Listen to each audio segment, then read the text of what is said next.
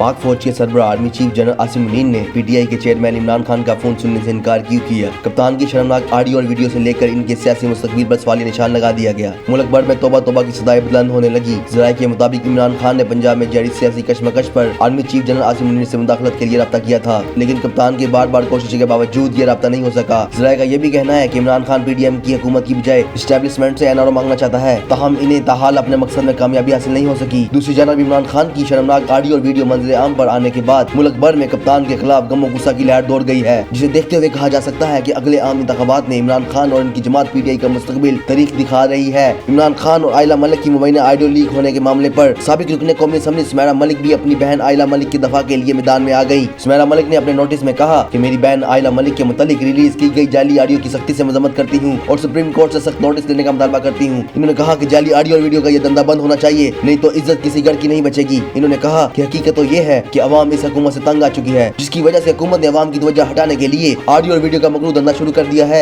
आयला मलिक ने मुबैना audio call leak होने पर कहा कि जिस तरह मेरी जाली ऑडियो रिलीज की गई, इसी तरह अगर मरियम नवाज की गई तो क्या होगा। इन्होंने समाजी राब्ते की वेबसाइट पर इमरान खान के साथ लीक होने वाली ऑडियो कॉल का मलबा नून लीग पर डालते हुए कहा कि माजी में मुस्लिम लीग नून की तरफ से मेरी बहन सुमैरा मलिक पर घटिया और बेबुनियाद इल्जामात लगाए गए हैं।